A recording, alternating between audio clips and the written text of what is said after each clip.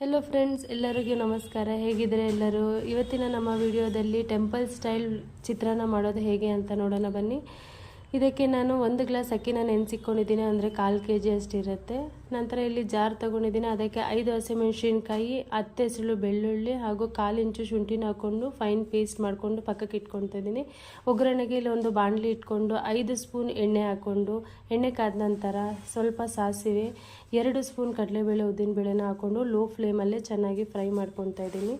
ಇದು ಫ್ರೈ ಆದ ನಂತರ 1/4 ಟೀ ಸ್ಪೂನ್ ಅಷ್ಟು ಇಂಗು ಹಾಕ್ಕೊತಾ ಇದ್ದೀನಿ. ನಂತರ ಇದಕ್ಕೆ ಜೀರಿಗೆಯನ್ನು ಸಹ ಇದಕ್ಕೆ ಸೇರಿಸ್ಕೊತಾ ಇದ್ದೀನಿ. 1/2 ಸ್ಪೂನ್ ಜೀರಿಗೆ ಹಾಕ್ಕೊತಾ ಇದ್ದೀನಿ. ಹಾಕ್ಕೊಂಡು ಅದು ಕೂಡ ಫ್ರೈ ಮಾಡ್ಕೊಳ್ಳೋಣ. ಫ್ರೈ ಆಗಿದ್ಮೇಲೆ ಇದಕ್ಕೆ ನಾನು 5 ರಿಂದ 6 ಹಸಿಮೆಣ್ಸಿನ್ಕಾಯಿನ ಉದ್ದುದಕ್ಕೆ ಕಟ್ ಮಾಡಿ ಇದಕ್ಕೆ ಆ್ಯಡ್ ಮಾಡ್ಕೊತಾ ಇದ್ದೀನಿ. ಹಾಗೆ ಸ್ವಲ್ಪ ಕರಿಬೇವು ಸಹ ಇದಕ್ಕೆ ಆ್ಯಡ್ ಮಾಡಿಕೊಂಡು ಚೆನ್ನಾಗಿ ಫ್ರೈ ಮಾಡ್ಕೊಳ್ಳೋಣ. ನಂತರ ಇದಕ್ಕೆ 2 ಮೀಡಿಯಮ್ ಸೈಜ್ ಈರುಳ್ಳಿನ ಸಣ್ಣಕ್ಕೆ ಹೆಚ್ಕೊಂಡು ಇದಕ್ಕೆ ಆ್ಯಡ್ ಮಾಡ್ಕೊತಾ ಇದ್ದೀನಿ. ಇದೊಂದು 5 ನಿಮಿಷಗಳ ಕಾಲ ಲೋ ಫ್ಲೇಮಲ್ಲೇ ಬೇಯಿಸ್ಕೊಳ್ಳೋಣ. ನಂತರ ಇದಕ್ಕೆ ನಾವೇನು ಪೇಸ್ಟ್ ರುಬ್ಬಿಟ್ಕೊಂಡಿದ್ದೀವೋ ಅದನ್ನು ಸಹ ಸೇರಿಸ್ಕೊಂಡು ಒಂದು 5 ನಿಮಿಷಗಳ ಕಾಲ ಬೇಯಿಸ್ಕೊಳ್ಳೋಣ. ಚೆನ್ನಾಗಿ ಇದು ಎಣ್ಣೆ ಬಿಟ್ಟು ಬಂದಮೇಲೆ ಇದಕ್ಕೆ ನಾನು 1/2 ಸ್ಪೂನ್ ಅಷ್ಟು ಅರಿಶಿನ ಪುಡಿ ಹಾಗೆ ರುಚಿಗೆ ತಕ್ಕಷ್ಟು ಉಪ್ಪನ್ನು ಸಹ ಸೇರಿಸ್ಕೊಂಡು ಒಂದು 3 ನಿಮಿಷ ಇದನ್ನು ಫ್ರೈ ಮಾಡ್ಕೊಳ್ಳೋಣ, ಎಣ್ಣೆಯಲ್ಲಿ ಬಿಡೋವರೆಗೂ. ಹಾಗೆ ಇಲ್ಲಿ ನಾನು ಬೇಯಿಸಿರುವಂಥ ಬಟಾಣಿನ ಹಾಕ್ಕೊತಾ ಇದ್ದೀನಿ. ಇದು ಆಪ್ಷನಲ್ಲ, ಬೇಕಾದರೆ ಹಾಕ್ಕೊಳ್ಬೋದು, ಇಲ್ಲಾಂದರೆ ಸ್ಕಿಪ್ ಮಾಡ್ಕೊಳ್ಳಿ. ಹಾಕಿದರೆ ತುಂಬ ಚೆನ್ನಾಗಿರುತ್ತೆ.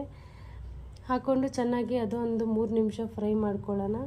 ಫ್ರೈ ಆದಮೇಲೆ ಇಲ್ಲಿ ನಮಗೆ ಇದು ಗೊಜ್ಜು ರೆಡಿಯಾಗಿದೆ ಫ್ರೆಂಡ್ಸ್. ಇದನ್ನು ನಾವು ಅನ್ನಕ್ಕೆ ಹಾಕ್ಕೊಂಡು ಇವಾಗ ಮಿಕ್ಸ್ ಮಾಡ್ಕೊಳ್ಳೋಣ. ಇಲ್ಲಿ ನಾನು ಅನ್ನಕ್ಕೆ ಗೊಜ್ಜು ಹಾಕಿ ಇದಕ್ಕೆ ನಿಂಬೆ ರಸ, ಆಮೇಲೆ ಕೊತ್ತಂಬರಿ, ಸ್ವಲ್ಪ ಕಾಯಿ ತುರಿ ಮತ್ತು ಇಲ್ಲಿ ಕಡಲೆಕಾಯಿ ಬೀಜನ ನಾನು ಹುರಿದು ಸಪ್ರೇಟಾಗಿ ಎತ್ತಿಕೊಂಡಿದ್ದೀನಿ. ಅದನ್ನು ಸಹ ಇದಕ್ಕೆ ಆ್ಯಡ್ ಮಾಡಿ ಚೆನ್ನಾಗಿ ಮಿಕ್ಸ್ ಮಾಡಿದರೆ ತುಂಬಾ ಟೇಸ್ಟಿಯಾಗಿರುವಂಥ ಟೆಂಪಲ್ ಸ್ಟೈಲ್ ಚಿತ್ರಾನ್ನ ರೆಡಿಯಾಗಿದೆ ಫ್ರೆಂಡ್ಸ್.